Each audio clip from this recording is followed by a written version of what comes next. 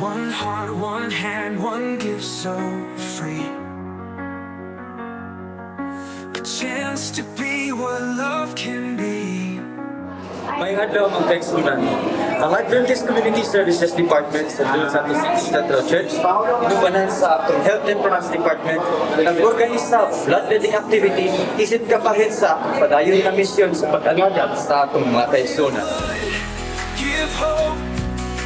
Together we save lives. Atong makitaan ang pag-andam sa atong mga voluntaryo ug Red Cross medical personnel aron masiguro nga hapsay ug luwas ang proseso sa pagdonar.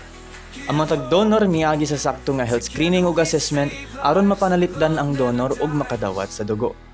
Kini nga kalihukan nagpakita nga ang pag-alagad ug pag-atiman sa kahimsog kabahin sa atong Kristohanong responsibilidad. You rise to Ang matag donor nga may tambong karon mipili sa paghatag og usa ka bahin sa ilang kaugalingon aron adunay lailtang mabuhi. Sa sinulat ni Ellen G. White, gaingon, ang kinabuhi ni Kristo usa ka kinabuhi sa walay pagkamakasarili nga pag-alagad ug kini mao ang atong angay sundon. Pinaagi niini nga bloodletting activity atong gisubay ang ehemplo ni Kristo, ang pag-alagad na walay pagpanuko ug ang paghigugma nga sakripisyo. Ang matagbag sa dugo nga nakolekta nagpasabot og paglaom ug kinabuhi. Ang kalampusan niini nga kalihukan tungod sa pagpaningkamot sa Adventist Community Services Team, atong mga medical partners ug sa tanang donors nga nitabang. Kini nagpakita nga kung ang kaigsunan o ang komunidad maghiusa uban sa isa ka tumong, daghang kinabuhi ang matabangan. Dili lamang kini nagpalambo sa pisikal nga kahimsog, kundi dili nagpakita usab sa espirituhanong prinsipyo pinaagi sa konkretong pag-alagad.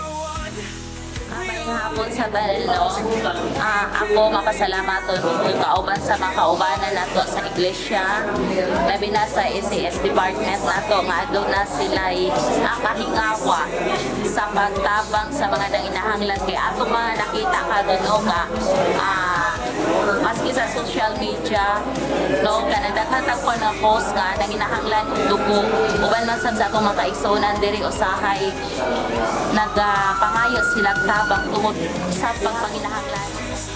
Sumala sa Buhat 20 versikulo 35, mas bulahan ang paghatag kaysa pagdawat. Ang bloodletting activity usa ka pahinumdom nga ang gagmay nga buhat sa kaayo makahimo og dako ang kalaynan.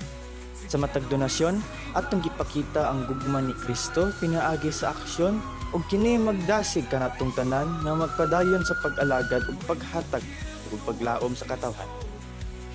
Ako si Christian Alburo, reporting from City Central Church, nagaingon. Dugo mo, buhay ko.